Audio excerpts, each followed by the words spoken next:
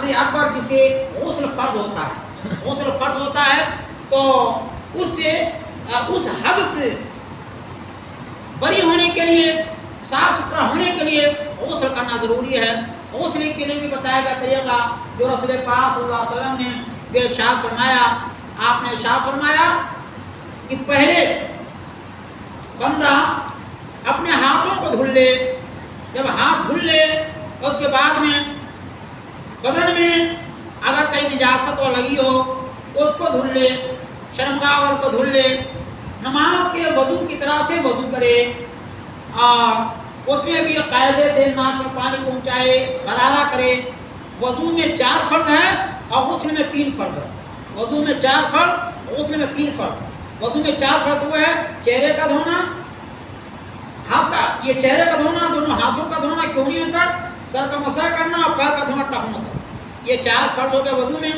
3 فرض ہیں غسل میں، وہ کیا؟ کلی کرنا، کلی طریقے سے کرنا کہ اندر حلق تک پورا اچھی طرح سے آدمی غرارہ کر کے منہ کی صفائی کر لے، دانت میں کوئی چیز چھپی ہو، کوئی پھنسی ہو اس کو نکال لیں، ناک میں قاعدے سے وہ پانی پہنچا کر کے نرم بانسے تک ناک کو صاف کر لے، اور اس کے بعد 3 بار پورے بدن کو پانی کا بہانا کہ ہر جگہ سے پانی بہ جائے، اس کو غسل کہا جاتا ہے۔ تو اگر آدمی ناپاک ہو گیا تو اس کے لیے ضروری ہے کہ اس طریقے سے غسل کرے۔ حکم یہ ہے، بہت سارے مسائل پوچھتے ہیں کہ کیا غسل خانے میں آدمی ننگا ہو کر کے غسل کر سکتا ہے؟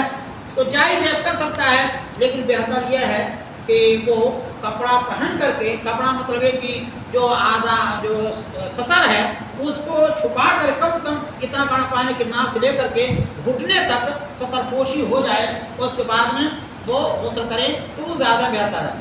اگر ویسے بھی غسل کرتا ہے اور چاروں طرف سے کمرہ پیک ہے، اس کو کھانا ہے، چاروں طرف سے پردہ ہے اس میں، تو ننگا نہانا بھی جائز ہے، لیکن یہ بہتر نہیں ہے، بہتر نہیں ہے۔ بہتر یہ ہے کہ آدمی کم سے کم گھٹنے سے ناک سے لے کر کے گھٹنے تک یہ سطر پوشی کر لے اور اس کے بعد میں وہ غسل کرے۔ محترم ناظرین، ایک ہو گیا حد سے اصغر سے بچنے کے لیے طہارت حاصل کرنا، جس کو ہم وضو کہتے ہیں، اور ایک حد سے اکبر سے ہم بچنے کے لیے جو اپنے کو پاک صاف کرتے ہیں اس کو غسل کہا جاتا ہے۔ یہ دونوں چیزیں ہمارے ظاہر کو، ہمارے باطن کو صاف ہونے کا ضروری ہے۔ اب اس کے بعد میں ایک چیز ہے اپنے باطن کو صاف کرنا۔ اپنے باطن کو ہم کیسے صاف کریں گے؟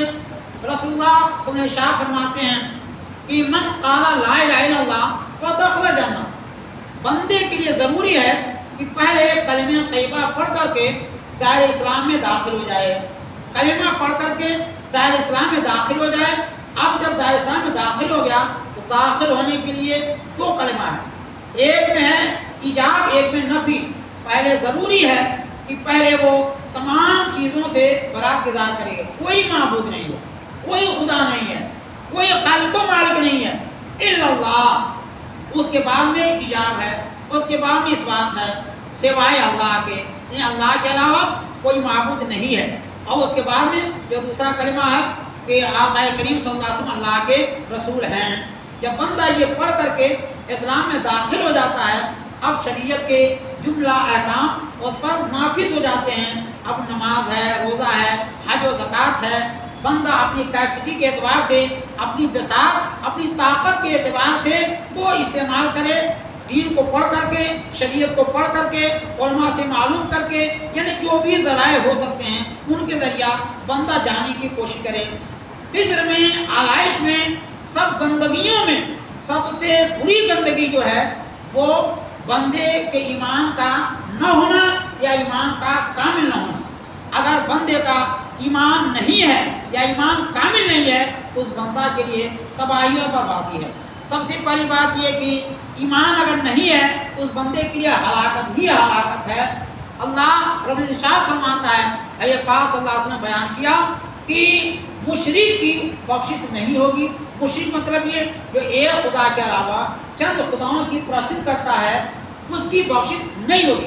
بقیہ اور جو گنہگار ہیں، چاہے جتنے بڑے بھی گنہگار ہوں، وہ چاہے جتنے بڑے فاسق ہوں، جتنے بڑے فاجر ہوں، وہ بندہ کیوں نہ پوری زندگی گناہ ہی کیوں نہ کیا ہو، اگر وہ کلمہ طیبہ پڑھا ہے، کلمہ طیبہ پڑھنے کا مطلب یہ ہے کہ زبان سے کہا بھی ہے اور دل سے تصدیق بھی کیا ہے، اقرار بھی کیا ہے، تو وہ بندہ وہ چاہے جتنے دنوں کے بعد وہ اس کی بخشش ہو، اس کی مغفرت ہو، اللہ تعالیٰ اس کو ضرور معاف فرمائے گا، اپنے کرم سے